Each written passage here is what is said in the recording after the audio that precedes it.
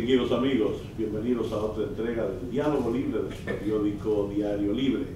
Continuando con nuestra serie de entrevistas con los candidatos, precandidatos del Partido de la Liberación Dominicana, hoy contamos con la honradora presencia del doctor Francisco Domínguez Brito, ex Procurador General de la República, ex Ministro de Medio Ambiente y con una larga carrera partidaria, ha sido también precandidato en otras ocasiones.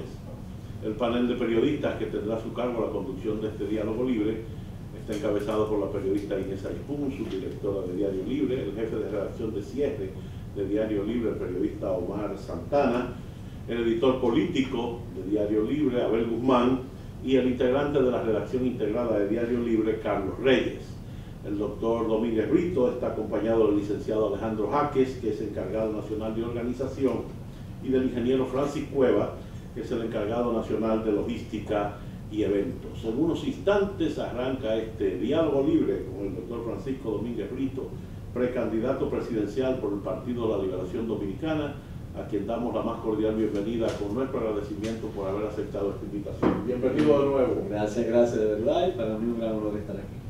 Cuéntenos, ¿por qué usted se decide a tirarse en este momento?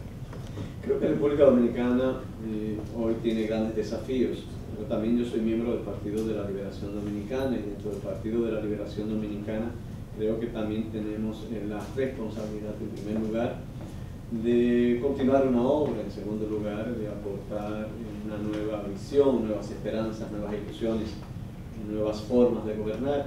Y yo te diría que me enfocaría en esos dos aspectos. ¿Cuál es el próximo paso adelante que tenemos? ¿Qué es lo que tenemos que hacer? ¿Qué es lo que tenemos que continuar? Si vamos a hablar de educación, por ejemplo, hemos logrado el 4% para la educación. Hemos logrado que casi 2 millones de niños y niñas estén en el programa de jornada extendida y consecuentemente con un apoyo financiero para las familias al darle el almuerzo, las meriendas, el desayuno escolar y todas las atenciones que se requieren dentro de la escuela. Se ha ido capacitando los profesores. Sin embargo, si en este momento tú analizas, por ejemplo, la última prueba del TERCE, donde todos los países o muchos países de América Latina fueron evaluados, República Dominicana se sitúa en el último lugar. Lo mismo sucedió con la prueba PISA. Y indudablemente que el gran problema, el gran reto, yo diría que el próximo paso adelante tiene que ser la calidad del sistema educativo. Nosotros hemos logrado una gran cobertura, sobre todo en toda la educación primaria, hay una gran deserción, sobre todo en la educación secundaria, pero más que todo lo que hay es una gran falta de calidad de cuestiones básicas. Matemáticas o lecturas comprensivas.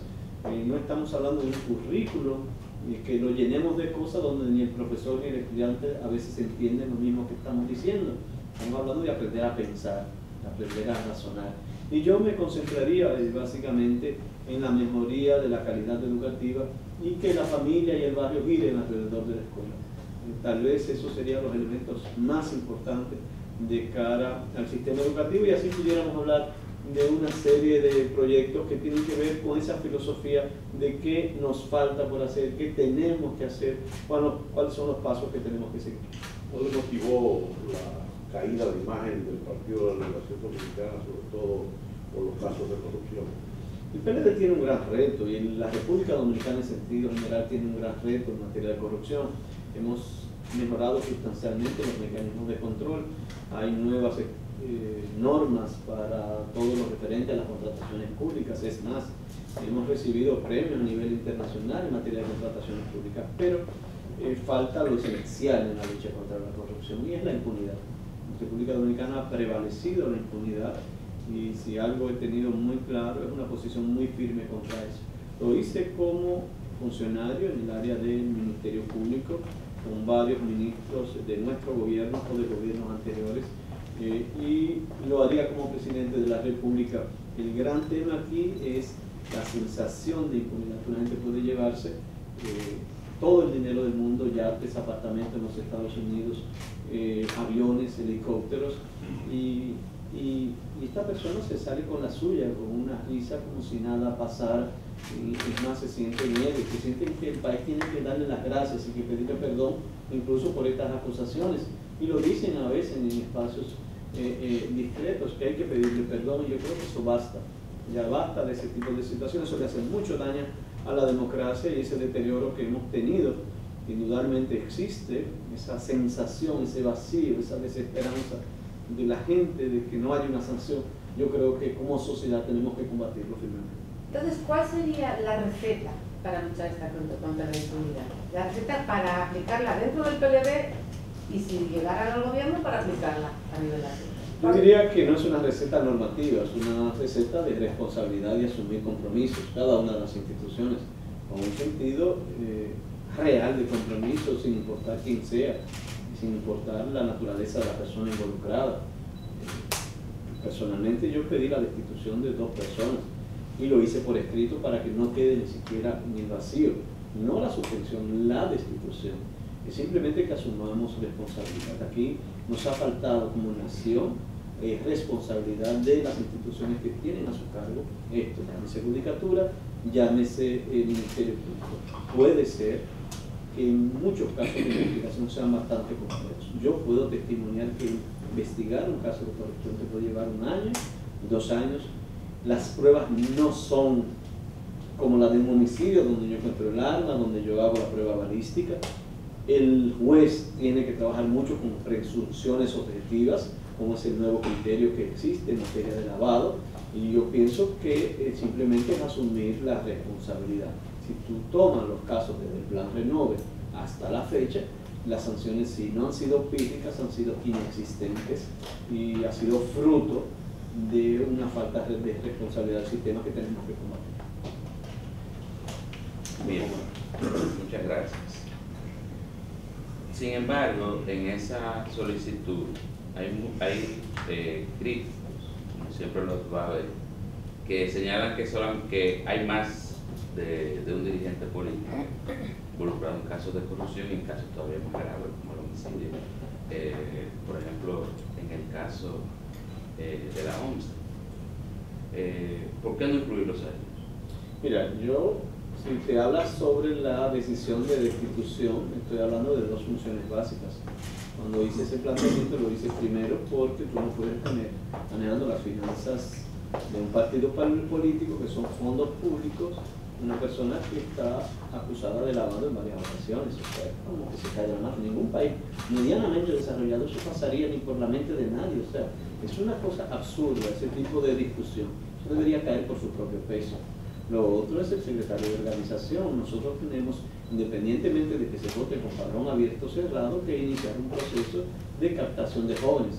¿Por qué? Porque nosotros tenemos un padrón de hace varios años, no hay jóvenes entre 18 y 25 años, y no me parece que la atracción, el tener organizar la captación de jóvenes que tienen esperanza, que viven la política de una manera diferente, es una persona que también está siendo acusado nacional e internacionalmente de corrupción. En las demás instancias ya eso tiene que trabajarse en las instancias competentes. Yo creo que cualquiera que comete un error de esa naturaleza tiene que tomar decisiones indudablemente. Pero no me parece correcto que cosas tan serias y tan graves se dejen de lado bajo el argumento de que deben ser todos, que sean todos, pero aquí estamos hablando de los grandes, no de los peces pequeños. Y yo creo que hay que empezar de arriba hacia abajo, no la tradición que hay aquí, que una gente se roba 10, 12 millones, aún en empresas privadas. Yo tengo un amigo que le robaron 10, 15 millones de pesos, es su gerente administrativo. Para llevar a cabo ese proceso es complicado, difícil, pero si una gente se roba una gallina ya está grande y ya está preso y ya se lo mandan allá. Entonces somos muy duros y muy fuertes contra los chiquitos. Y si cogemos un grande, el grande dice, no, pero pongan los chiquitos también. Yo creo que hay que empezar con los grandes y dar una lección. Y eso es lo que yo creo que es más importante. A ver. Doctor, ¿usted no cree que a usted se le ve como una persona dentro del PLD que no está en ningún grupo, no pertenece a ninguno de los grupos públicos, pero ha afectado a un sector con sus críticas, mayoritariamente? ¿Usted entiende que ese sector le podría impedir ser el candidato del PLD y si entiende que el PLD está secuestrado por los grupos y no deja que la gente que abandere la ética pase a las posiciones, usted tampoco puede llegar al comité político? Mira, yo tengo mucha confianza yo me siento internamente bien, el equipo nuestro también en el proceso interno que está viviendo la candidatura. Es un proceso que sé perfectamente cómo empezó, con los números en las manos, que sé perfectamente cómo avanza con los números en las manos, que crece de manera sostenida, no como una burbuja, sino como debe de ser. Y que en la medida de que se vayan aclarando las cosas, cada día siento, percibo y confío y haré todo lo posible para que sea la candidatura más fuerte dentro del Partido de la Liberación Dominicana. Yo voy con posiciones muy claras y este año de trabajo será con ofertas muy claras a la población. ¿Qué yo voy a hacer, por ejemplo, en materia de empleo? ¿Cuáles son mis políticas activas y pasivas en materia de empleo? ¿Cómo yo puedo transformar el sistema de empleos en la República Dominicana, que hoy es la gran prioridad? ¿Por qué nosotros no discutir, cambiar, digamos, el espíritu del Ministerio de Trabajo, que Adriano sabe perfectamente que fue concebido para administrar litigios tanto individuales como colectivos, ya sea a través de pactos con los sindicatos o reclamaciones o indemnizaciones laborales individuales, para pasar a convertirlo en un Ministerio de Empleo y Seguridad Social? Y esa es mi propuesta al país, es que cambiemos la visión del Ministerio de Trabajo como ente pasivo de resolución de conflictos para pasarlo en un ente activo que promueva el empleo de calidad y el empleo digno, a través de ¿qué? De estas políticas que yo te estoy diciendo, de estas políticas activas y pasivas. ¿Y qué son esas políticas activas? Actualmente se ha creado, por ejemplo, el Servicio Nacional de Empleo, el SENAE, tiene varios años trabajando. Pero si el SENAE no se ve acompañado con políticas ligadas a la condicionalidad y a la formación de nuestros jóvenes, no va a tener el éxito que se espera. El SENAE no es más que un servicio que promueve en cada uno de los actores una participación. Es un servicio de intermediación, es una bolsa de empleo donde también el empresario puede encontrar las personas que están buscando empleo, pero en la realidad, si tú revisas nuestro sistema, eso no existe, no están compenetrados unos con otros, no hay una relación. Yo tengo que, por ejemplo, hacer un vínculo entre el SENAE y el Infotep. Yo tengo que implementar entonces la política de capacitación. La diferencia en el éxito en materia de empleos es la capacitación en cualquier país del mundo, y nosotros no somos la excepción. No es el empleo público, no es ni siquiera promover la formalización, es la capacitación. Esa es la diferencia entre el éxito o el fracaso. Entonces yo tengo como segunda política activa de empleo que fortalecer el Infotep. Pero la ley Infotep ahora se nutre solamente de fondos que pagan las empresas y que nutren, y se supone que solamente los empleados de las empresas pueden capacitarse en el Infotep. Hay algunos programas muy aislados que pueden capacitar a personas de fuera. Y yo propongo que el Estado Dominicano también aporte fondos presupuestarios al margen de los fondos extrapresupuestarios que vienen de las cotizaciones que se hacen de las empresas, para que se amplíe todo el sistema de capacitación. Pero una capacitación, te reitero, que tiene que ir ligado a las propuestas que hace el Servicio Nacional de Empleo, porque en Pedernales hace poco fue un grupo de jóvenes del Ministerio de Industria y Comercio, están promoviendo la pequeña y la mediana empresa, y bueno, separaron algunas de las mujeres y dijeron: ya yo no quiero más cursos de hacer velones y de macramé, ya yo no quiero macramé, yo no quiero velones, yo quiero otra cosa. Entonces, ¿qué es lo que yo estoy diciendo? Que si ahora tenemos relaciones con China y va a venir dentro de un año una empresa que va a trabajar metalmecánica, que el Servicio Nacional de Empleo, o sea, que se sienta con esa empresa y vea qué trabajadores necesita, y que se sienta con Infotep y le diga: vamos a preparar estos trabajadores, y hace la bolsa de empleo y le pones esos trabajadores a disposición de esa empresa. Esa es la sinergia entre el SENAE y el sistema de capacitación. Yo estoy proponiendo, por ejemplo, lo que es República Dominicana Bilingüe. Hemos empezado un proyecto exitoso con el inglés por inmersión.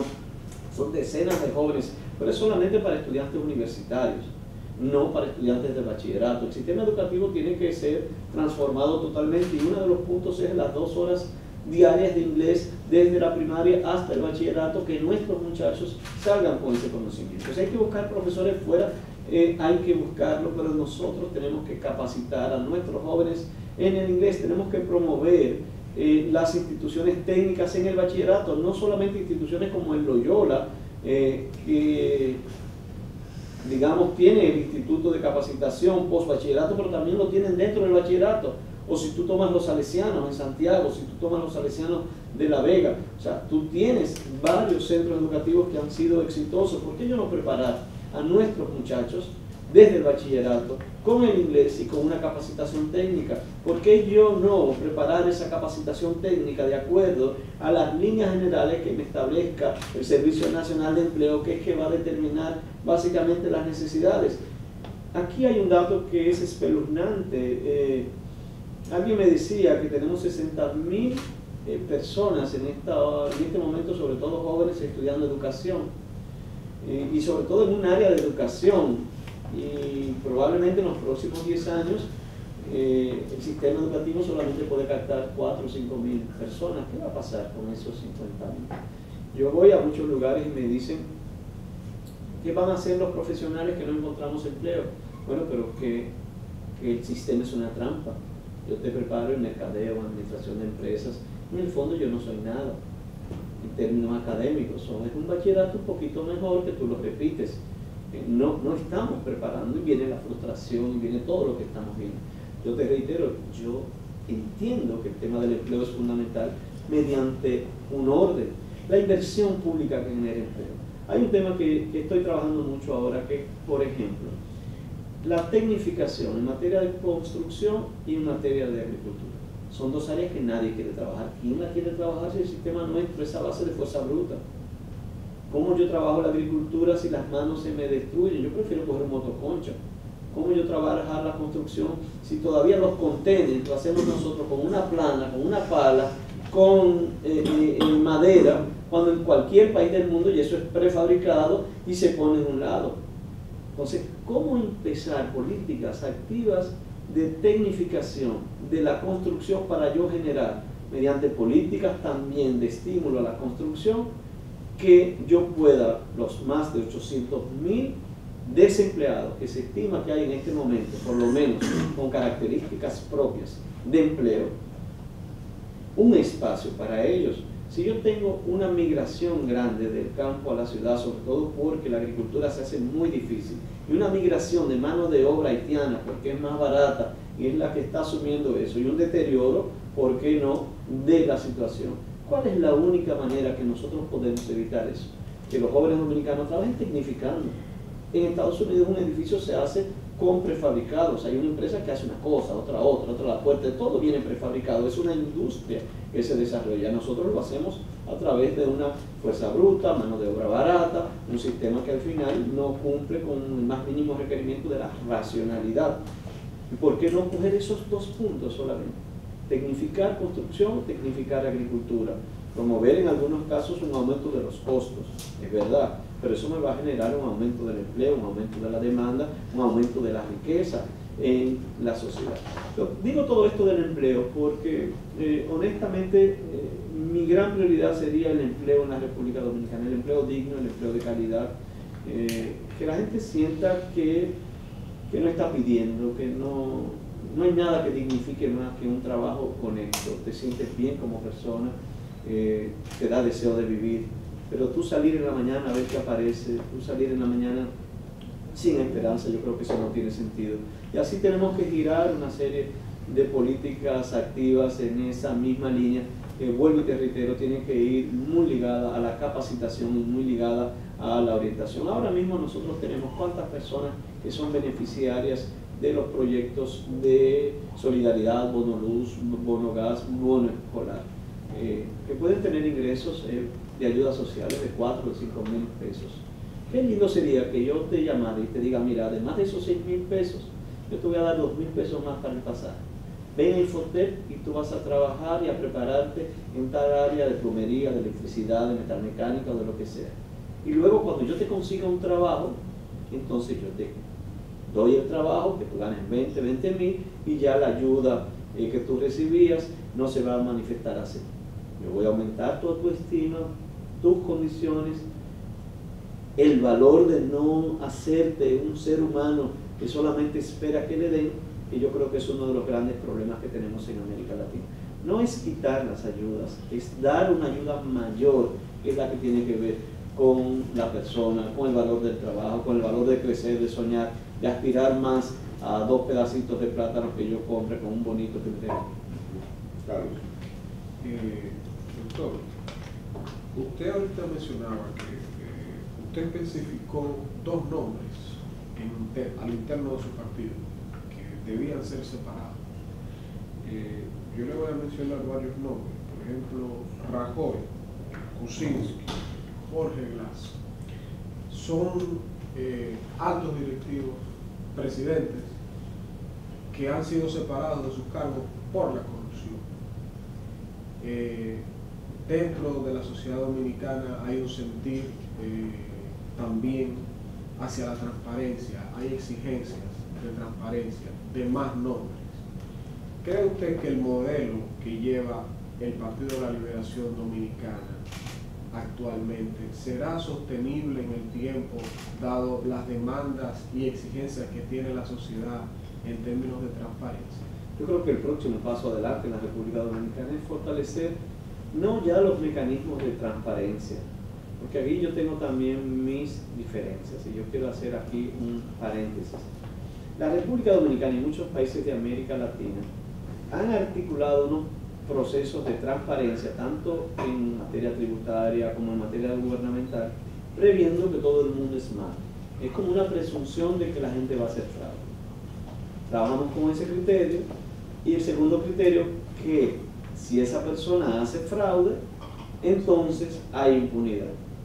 Yo prefiero ir a otro sistema, a un sistema que me diga, yo presumo que todo el mundo es bueno, yo presumo que la gente asume su responsabilidad, pero si alguien se equivoca, la sanción tiene que ser inmisericordia. Inmisericordia. Si algo aprendí, es que mientras más trabas se ponen para hacer las cosas bien, más corrupción se genera en el Estado. Por ejemplo, para sacar un papel hay que dar, otro papel hay que dar. Cuando tienes que ir a 10 escritorios, yo te la pongo difícil y comienza a complicarse las cosas. Si todo es transparente, si todo está en las redes, si solamente una persona autoriza, si yo presumo, si yo no te pido tantos requisitos, entonces las cosas serán diferentes. Y yo puedo poner ejemplos en ese sentido. Como Ministerio de Medio Ambiente, se requería para hacer un edificio de apartamento en Honduras, aquí por ejemplo, casi 6 o 7 meses. Porque se le pedían muchísimos papeles, había que hacer muchísimas visitas. En un lugar donde no hay un río, en un lugar donde no hay una cañada, en un lugar donde no hay un área protegida. Entonces yo le pedía cosas que no eran ni siquiera competitivas. Nos sentamos y dijimos, no, vamos a presumir las cosas bien hechas. Yo tengo un plano, me depositas dónde es, y yo simplemente en 3 días te doy el permiso. Y pasamos de 6 días a 3 días. De 6 meses. De 6 meses a 3 días. Eso implicó un cambio y una transformación total, porque el constructor que tenía que pagar intereses si había comprado ese inmueble durante esos 6 meses, puede ser mucho más rentable para él la obra, pero también para el adquiriente de la vivienda la puede adquirir a menor precio. Con una simple decisión, evito toda esa tragedia de permisología que muchas veces genera corrupción. La oportunidad de la corrupción. La oportunidad de la corrupción.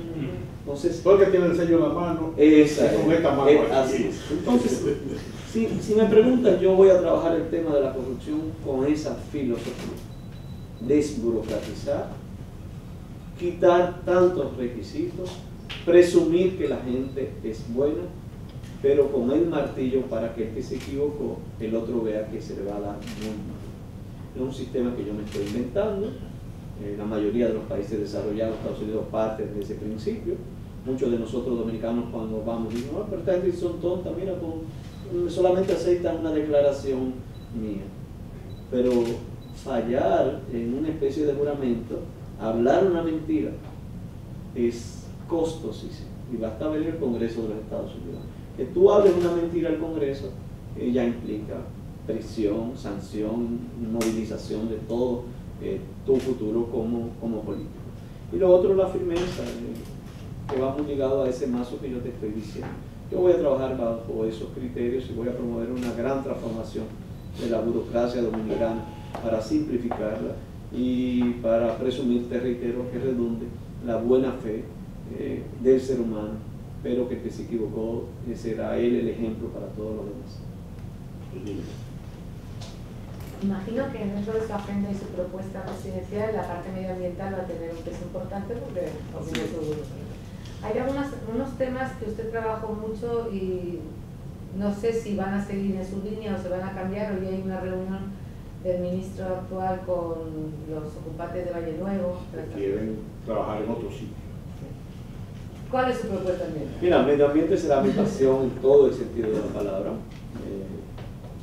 Lo primero que voy a trabajar es con la individualización, tal vez no es la palabra, de las áreas protegidas, la delimitación clara de las áreas protegidas. Área protegida significa que puede haber visitación, puede haber un turismo para promoverla, yo creo que eso es muy lindo y lo haría, pero no puede haber agricultura, no puede haber explotación, no puede haber nada que afecte el área protegida.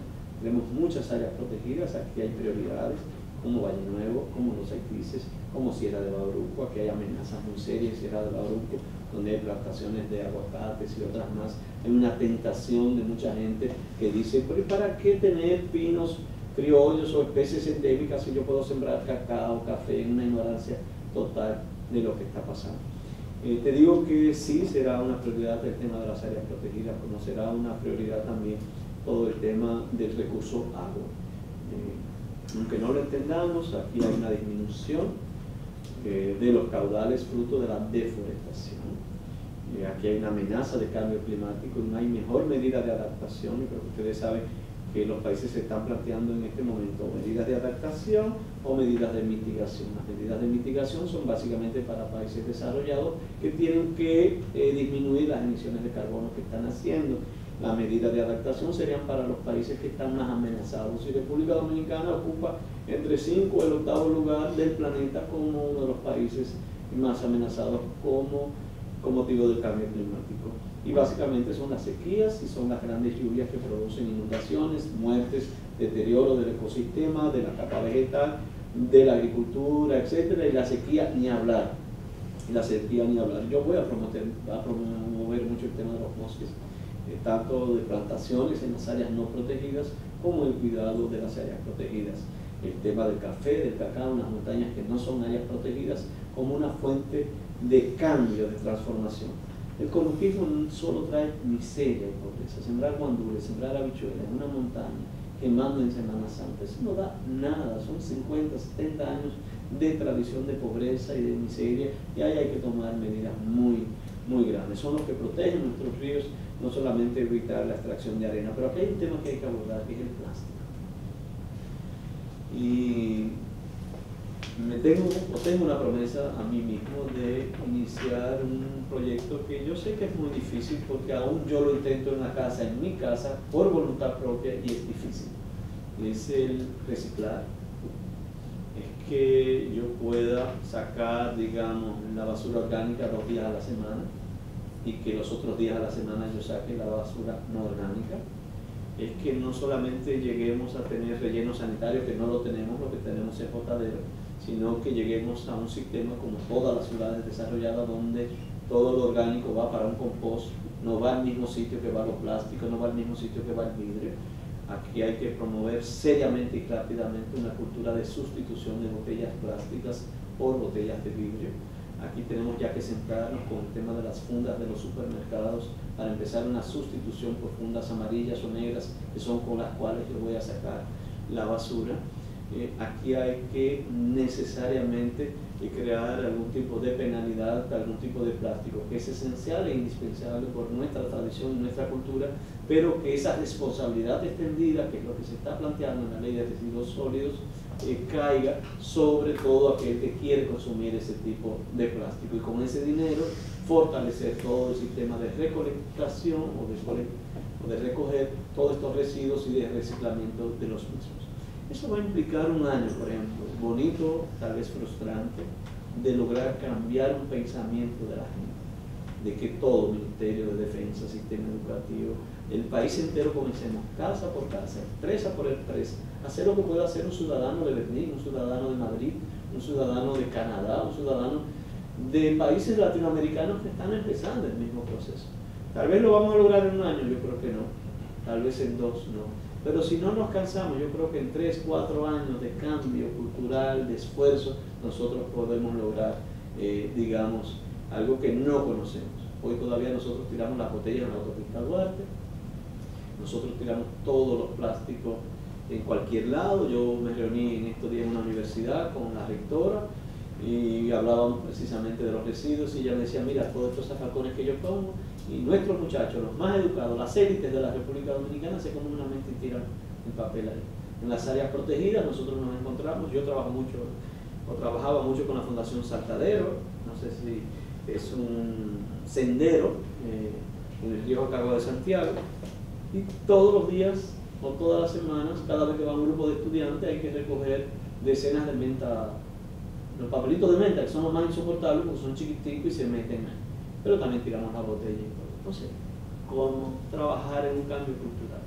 Que no solamente sea normativo. Yo creo que ese será un gran reto y yo personalmente lo veo como una pasión de ver si nosotros podemos hacer una transformación cultural en el manejo de los residuos sólidos en la República Dominicana. Yo dije que es difícil porque yo lo intento en casa, yo pongo todas las botellas en un lado, pero el principal error que yo estoy cometiendo es que a veces yo también consumo botellitas plásticas. Entonces, no es tan fácil que cada uno de nosotros cambiemos, pero yo creo que tenemos que intentarlo, tenemos que promoverlo, si no esto será insoportable. Yo puedo poner aquí algunos ejemplos, Marvin podrá saber mejor que yo, pero basta ir a todas las desembocaduras de los ríos, basta ver... las cañadas traen menos agua que vasos plásticos. No solo eso, yo estuve en una de las cañadas en estos días de Santo Domingo y hay un grupo de personas que de manera natural, cuando ve que va a llover, sacan toda la basura para tirarla por las cañadas. Sí. Pero las cañadas ahora están tapadas para evitar el mal olor, entonces ahora se tapan. Entonces yo, para no tener basura, yo tiro mis fundas plásticas para que se vayan, pero como la tapo, entonces son las aguas negras con todo el plástico que vuelven donde mí. Y repito eso en una acción que tú no lo entiendes como ser humano. Entonces eso requiere una educación. Por eso volví al tema de la calidad educativa. O sea, el gran problema de nosotros para el empleo es la capacitación y la formación. El gran empleo para ser más, la gran dificultad para ser, digamos, un poco más civilizado es esa educación que tiene que traducirse en acción. Porque yo también veo muchos universitarios haciendo el mismo desastre. Cuando hablo de educación no es de contar 2 y 2, es una educación mucho más plena. Y medio ambiente sí, esa será una de mis prioridades. La última va ligada al sistema costero marino, que normalmente es olvidado. La República Dominicana vive del sistema costero marino en nuestras playas. Estamos deteriorando todo el sistema, nuestros arrecifes están muriendo. Hay una pesca y una sobrepesca indiscriminada. A veces tú ves a los mismos pescadores que cuando ya no encuentran qué pescar en la bahía de Samaná, se van a los manglares de Sánchez para coger las madres que están desovando desde ahí mismo.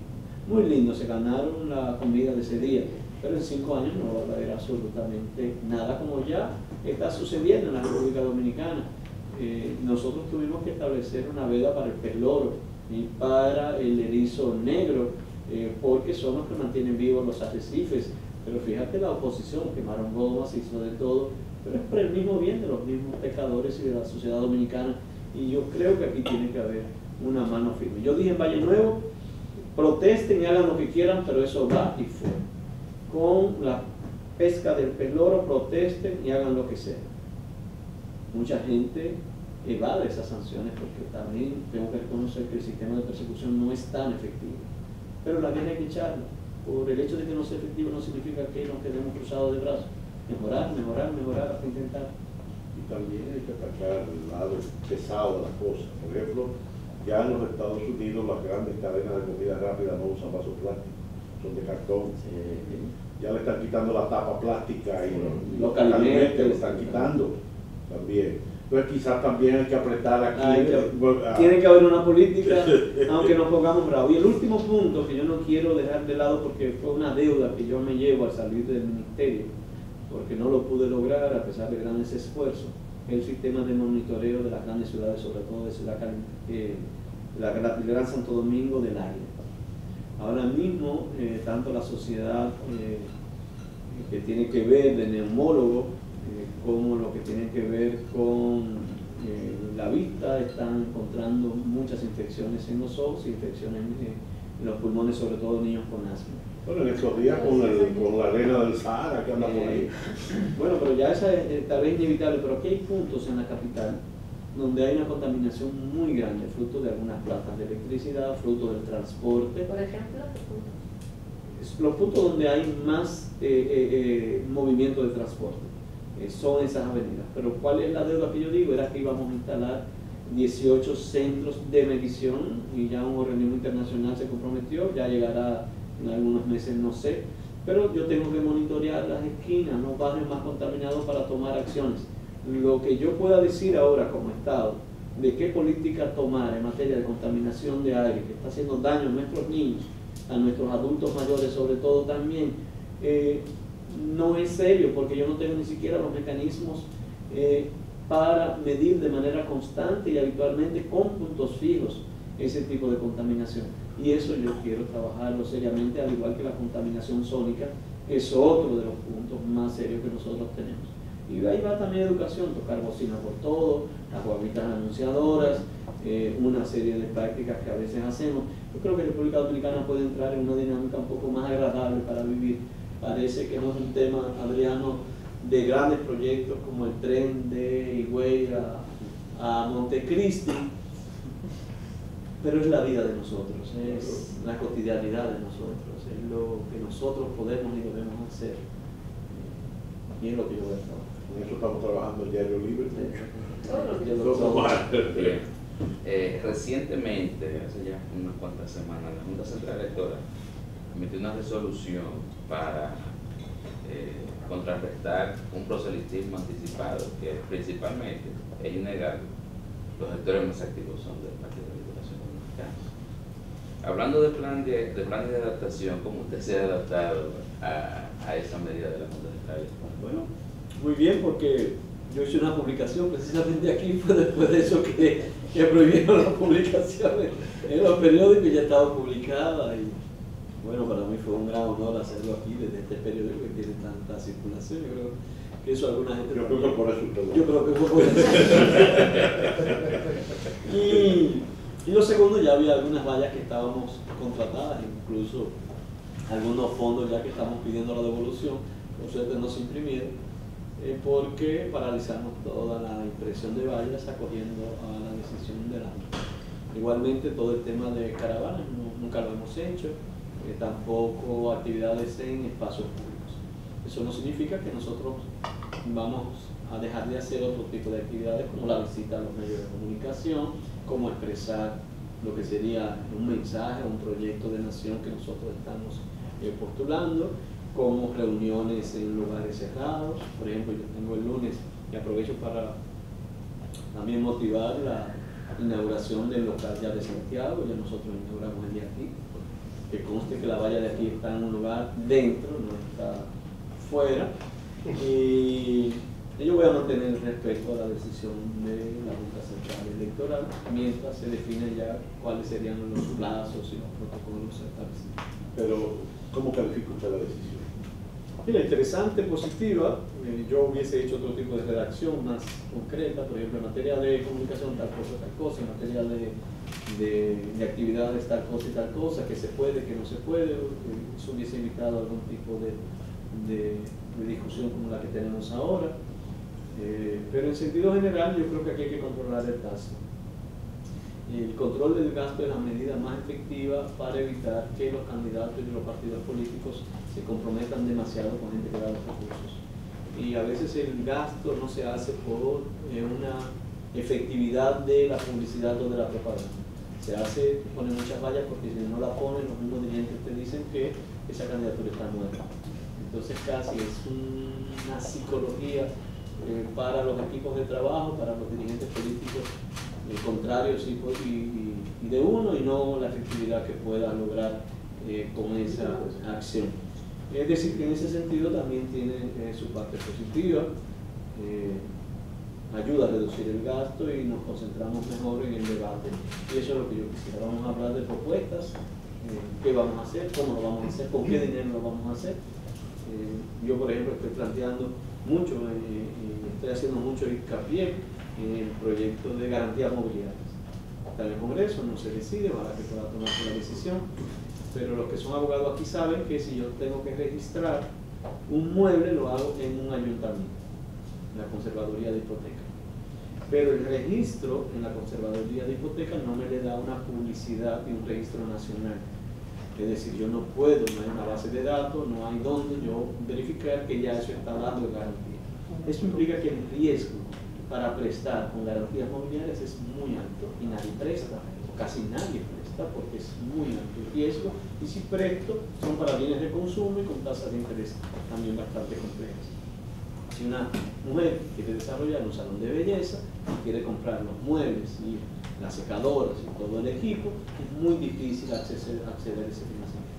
Si yo cambio el sistema de registro, que no cuesta nada, y pasar de un registro municipal a un registro nacional, yo solamente con eso cambio totalmente la situación de riesgo de las garantías mobiliarias e implica un aporte mayor del sector privado en el financiamiento y una reducción de las tasas de intereses y la posibilidad de poder emprender negocios con más facilidad. Y para mí eso sería una prioridad en este momento como presidente de la República. Lo mismo que otro tipo de proyectos.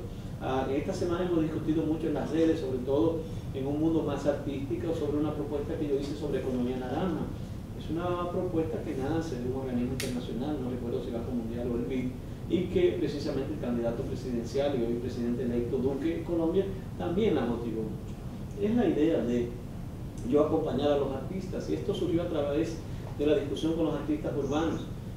La idea no es echarle la culpa a los artistas urbanos de la violencia ni nada, la idea es, la realidad, ellos son una realidad, es acompañarlos, es educarlos, es prepararlos para que un género que requiere de condiciones, de competencia, porque no todo el mundo puede ser exitoso ahí, sea a través de un lenguaje correcto, educativo, donde sobre todo el tema de la mujer sea una prioridad en respeto a su dignidad, pero que ellos puedan echar hacia adelante. ¿Cuántas personas nosotros en Santiago trabajaron en el Festival de Teatro Escolar cuando yo fui senador? Hoy en Santiago yo encuentro muchísimos jóvenes dedicados a labores de arte porque fueron egresados de ese festival escolar. ¿Cómo yo lo ayudo a hacer su pequeña empresa en esa misma área? Algunos están trabajando en video, algunos están trabajando en pequeños teatros. Aquí si en Santo Domingo alguien quiere hacer una compañía de teatro, ¿quién le financia para comprar en la zona colonial algo pequeño para hacer un teatro? Eso no existe y eso es economía naranja. En Chile tú vas y te encuentras muchos teatros pequeños de 30, 40 gente y una compañía de teatro de jóvenes presentan y ofertan a la ciudadanía todos los días obras de teatro y tú tienes una opción variada y tú puedes disfrutar todo ello. Entonces eso es economía naranja, es crear condiciones muy especiales para los que quieren desarrollar el arte, para que la industria del arte, que es el 6% de la riqueza del mundo, la industria del entretenimiento, y veamos el cine, y veamos otros aspectos más, cómo nosotros promover eso. Y eso es lo que yo quisiera, de ser presidente de la República y que confío que lo seré. Para mí mi gran reto es la candidatura en este momento, es trabajar con cuestiones muy concretas que permitan mejorar la calidad de vida de la gente. Dicen que usted es el candidato a los americanos. Dicen también que de la iglesia. Y de la iglesia también. Pero la Y iglesia dicen no. también que de Danilo. También. Y De la Marcha Verde. y La Marcha dicen de Verde. la Marcha Verde. Y dicen que yo voy a ser el próximo presidente. Vamos a ver si ¿Cuál de esas es mentira? ¿Cuál de esas es mentira? yo espero que ninguna. A ver. Bueno, usted mencionó hace un rato que el PLD no tiene su padrón joven. ¿Cuáles son los principales problemas que tiene esta plataforma política del PLD? Bueno, la inacción, por eso he planteado el relanzamiento. No podemos relanzar si, por ejemplo, hay dificultades para reunir el comité central, dificultades para reunir el comité político, dificultades para reunirse los comités provinciales. El PLD nació de una metodología. El primero, y este es un dato interesante, el primero que habló de planificación estratégica, yo diría en República Dominicana y sobre todo en un partido político, fue Gómez. cuando eso no se usaba en las empresas. Luego llegó la moda de planificación estratégica en las empresas y ya los dirigentes del PLD trabajábamos mucho con eso. Metas, todas las semanas evaluábamos metas, procedimientos de las metas, revisión de los procedimientos. Todo lo que hoy se hace como algo muy novedoso, no sé de dónde lo sacó Juan Bosch, porque creo que una gente que viajó mucho y vio, pero ya lo implementó el Partido de la Liberación Dominicana. La fuerza actual del PLD es fruto de esa tradición que se hizo en el pasado. Y la inercia se mantiene, pero si nosotros la perdemos, al final será muy difícil de nuevo echar hacia adelante. Son las mismas autoridades desde hace, en los municipios no se ha cambiado en 6 años. Nosotros tenemos como 15 años.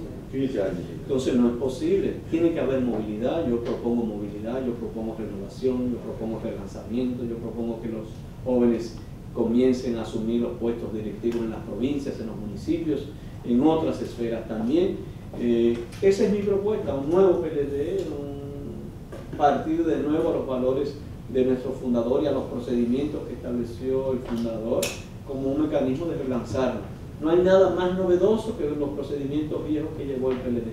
No hay nada más moderno y más adaptado a la realidad que los procedimientos con los cuales nosotros nacimos. Eso es lo que nos enseñan ahora en todos los grupos, en las empresas o coach de acompañamiento, y es algo que nosotros lo hacíamos siempre, simplemente vamos a retomar. Claro. Doctor, usted habla ahorita de contaminación.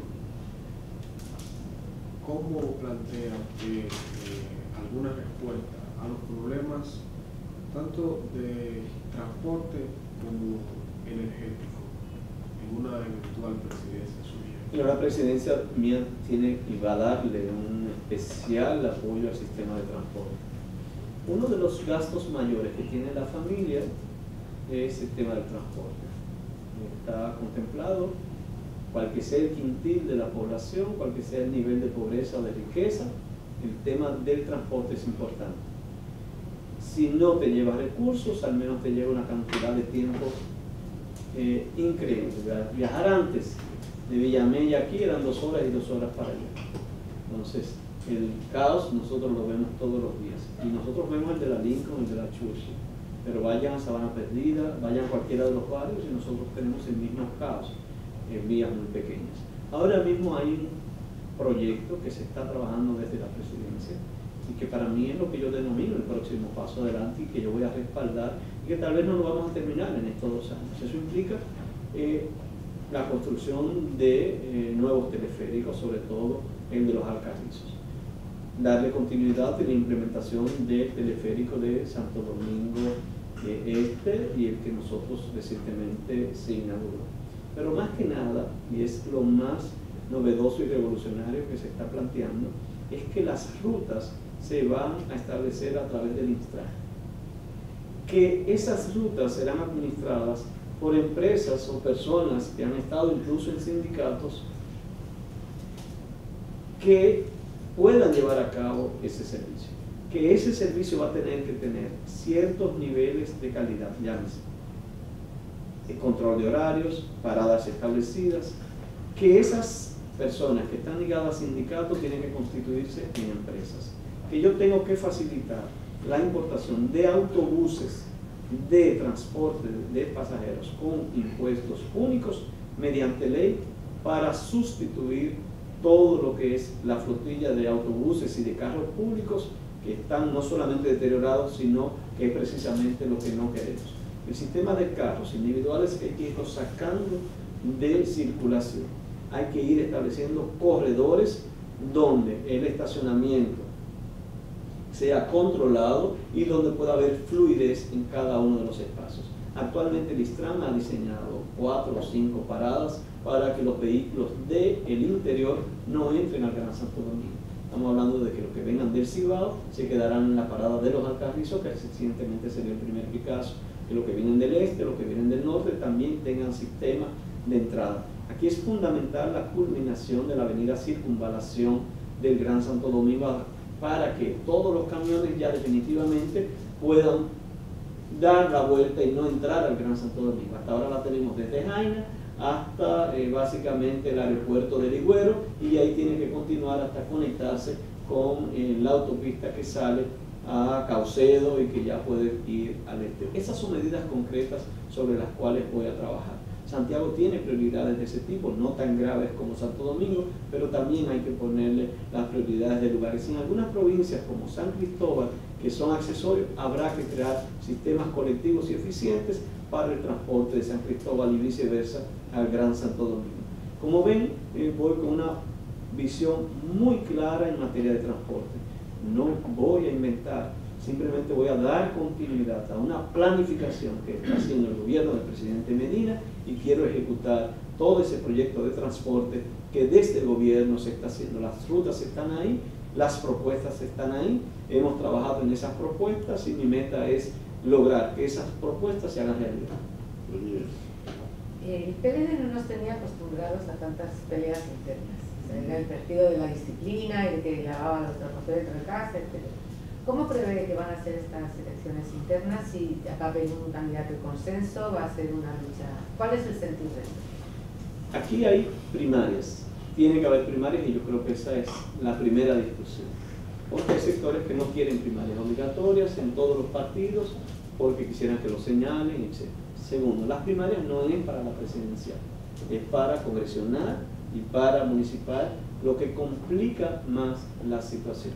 Usted no puede nuevamente señalar por el dedo, y en el PLD debe ser intolerable, inadmisible, que un candidato a regidor o alcalde sea señalado por el dedo. Esto tiene que ser democracia y tiene que ser el voto de la ciudadanía el que decida quién va a ser el candidato, sea padrón abierto o sea padrón cerrado.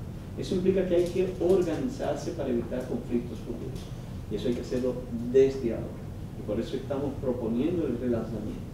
Si va a ser con padrón cerrado, tenemos que comenzar a abrir y auditar el padrón. Si será con padrón abierto, tenemos que crear las condiciones para que todos sepamos que esas serán las reglas del juego. La Junta ha dicho que un año es mucho para la pre-campaña. Ojo, no es mucho para la pre-campaña, lo que es mucho para actividades proselitistas que el orden público se ve afectado. Pero en 2 o 3 meses, de todos los partidos, porque ya lo están, todo el que está aspirando a regidor está tocando puertas, el que está aspirando a alcalde, eso es una realidad aquí, en Suecia, en Estados Unidos y en cualquier país del mundo. España está en política el día entero y todo el mundo está aspirando el día entero. Eso nadie lo quita, porque esa es la filosofía de la misma democracia, que es la participación. Además, la campaña como quiera comienza en junio del año que viene oficialmente, porque las primeras elecciones son en febrero. O sea, los partidos tienen que organizar en primaria para tener su candidato, digamos, para septiembre, para que puedan hacer 3 meses de campaña para febrero. Entonces eso es inevitable. Ya que hay que empezar a organizar los procesos, porque verdad es 3 meses de campaña que tú vas a tener. Y lo que hay que controlar, reitero, el gasto o el tipo de campaña, pero no el proselitismo. Entonces el PLD, ante tu pregunta, tiene que organizarse desde ahora, tiene que comenzar a ir designando por provincias, metodología, organizadores, porque esto tiene que quedar bien. Nosotros tenemos que hacer un proceso, sea simultáneo o no, de todas las candidaturas, donde la gente sepa las reglas del juego. El gran conflicto y la crisis de los partidos políticos, del Reformista, del PRM, del PRD cuando se dividió, de nosotros también, es el irrespeto a la democracia interna. Es eso. Que lo busca por todos los lados. La gran crisis es una gente que se va a trabajar porque tiene una aspiración legítima, un sueño de ser regidor, lucha, trabaja en un puesto público y gana tal vez 30.000 y gasta 5.000 todos los meses, la esposa diciéndole tú te pones a eso, los hijos también, y ve que él ganó y porque alguien por un dedo lo quitó, eso duele en el alma. Un año visitando gente, trabajando, eso no es justo. Esto tiene que ser por el que trabaje, que sea reconocido, y eso es lo que yo voy a abogar en este momento. Bien. Los políticos se vuelven algunas cosas. Yo no le voy a pedir que sea incorrecto tampoco. Pero Es terrible, cuando ustedes En la última medición que hizo un medio de Y comunicación. yo tengo un chisme aquí, Adriano, porque yo no sé quién fue que en las redes me puso Domínguez se felicita a sí mismo. Ajá. Con el caso de Félix Bautista. Él le dejó por las redes. No, Yo pero soy- no, él no estaba yo soy, él no y yo estaba- estaba. ¿Eh? Yo soy, yo estaba. Claro. Yo asumo mi responsabilidad. Pero en la última medición que se hizo un medio, un periódico reconocido, usted detrás de los 12 expresidentes era la tercera figura en importancia. Estas son cosas que en el PLD, estas son cosas que algunos a veces pasan desapercibidos. Sin embargo, uno ve tan difícil luchar contra expresidentes y contra gente en el poder, si no, pregúntele a Alemania, a Angela Merkel. ¿Qué es lo que se piensa? ¿Se ha hablado de algún tipo de acuerdo en algún momento que se mida cuál de los candidatos está mejor posicionado para enfrentarse a Leonel Fernández en unas primarias donde no vaya cada uno fragmentado? Por ejemplo, Carlos Marcos, Genaro Pérez, Andrés Navarro ha dicho que tiene intenciones, pero no lo ha expresado, y otras figuras. Yo creo que tu pregunta es muy importante, pero es la dinámica que va a llevar eso. Si en enero, por ejemplo, yo estoy puntero en las encuestas, que es mi deseo y por lo cual estoy trabajando, y hay otro candidato que tiene un 2 o un 3, probablemente esos candidatos se retirarían. Pienso que la misma dinámica va a ir llevando a una solución, no podemos decirlo así. Yo estoy trabajando con mucho tiempo de antelación, renuncié al ministerio para no confundir una cosa con la otra. Sin embargo, es el tiempo. La población está buscando algo diferente, nuevo. La población quiere ideas nuevas, concretas, realizables. Y yo quisiera esforzarme en plantearle eso a la población. No cosas que sean incumplibles, que yo no pueda y que sean demagógicas, sino proyectos como el de la garantía mobiliaria, que me transforma una sociedad en sentido general en financiamiento, es simplemente voluntad y atreverse al cambio. O en materia de seguridad ciudadana, yo no puedo seguir teniendo un policía de 8º curso, que ya dije que tiene la calidad educativa peor de América Latina, que no ha terminado un bachillerato, manejar el tema de la investigación, cuando en la investigación yo tengo que ver las redes, yo tengo que analizar Facebook y una serie de acciones que comete el presunto infractor, cuando yo tengo que levantar líquidos para llevarlo al INASIF, donde yo tengo que establecer un protocolo para ello.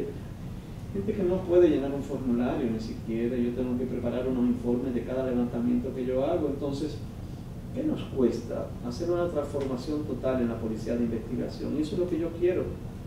Tienen que ser solo profesionales. No habrá en la policía de investigación personas que no sean o egresados de la academia o profesores o egresados de las universidades. Y no basta que sean egresados. Yo tengo que hacer una prueba de actitudes, porque yo puedo tener un egresado de mercadeo que tiene una pobre formación y yo tengo que medirlo y evaluarlo. Pero yo tengo también que evaluar su desempeño. Si eres el responsable de los homicidios en La Vega y de 10 homicidios solamente se han resuelto 2, entonces tú tienes que rendir cuenta. Y si a la segunda vez tú no rindes cuenta, tú te vas para tu casa. Yo tengo que establecer un sistema de evaluación a través del polígrafo a toda la policía de investigación, sea de droga, de homicidio, cada 6 meses o cada año. Que la gente sepa que yo voy a evaluar su ética, su moral. Pero yo también tengo que ofrecer una seguridad social, posibilidad de acceso a vivienda, el seguro médico que sea el complementario y salario superior a 60, 70 mil pesos. Y alguien me dirá, ¿y de dónde sale el dinero? Del mismo dinero que está ahí. Perfectamente estoy consciente de que el dinero está ahí, que yo no tengo que hacer ningún aumento presupuestario para lograr eso, porque manejo lo que es la situación dentro del sistema policial. Esas son propuestas que yo estoy haciendo y con eso yo persigo y pretendo reducir los niveles de impunidad en el crimen. La mayor causa del crimen en la República Dominicana, y puedo poner 2 ejemplos en adultos, en crimen organizado y en crimen de ratería común, son: la primera, la falta de consecuencias. Hicimos una encuesta con UNIBE en los centros penitenciarios de menores. ¿Qué dijeron la mayoría de los jóvenes de 16, 17 años? ¿Cuál es la razón por la cual ellos robaban y atracaban? Porque no había consecuencias. La segunda razón que salió en esa encuesta, por vanidad. ¿Qué palabra? Y uno mismo se queda vanidad de simplemente exteriorizar como riqueza aquello que yo me Los doy. tenis Nike. Los tenis Nike cuestan 18.000 pesos y tú te ves en muchos de los barrios de aquí, tiendas que el que mató a Claudio Nasco, que pongo siempre ese ejemplo, tenía un closet cuya ropa tenía valor de 300, 400.000 pesos y la casa se estaba cayendo. La banda de los Murdos, cuando yo fui fiscal aquella vez, robó millones de pesos y cuando nosotros hacíamos los allanamientos en sus casas, eran ranchos cayéndose en cañadas. Gente que tuvo ingresos en aquel momento que pudiera ser de 1 millón de pesos mensuales ahora. Se va en alquiler de vehículos, en mujeres, ni siquiera en droga. Una botella de whisky vale 1000 veces más que un cigarrillito de marihuana. No me digan a mí que para fumar que se atracan, no. Que con unos tenis yo duro 1 año consumiendo cigarrillos de marihuana.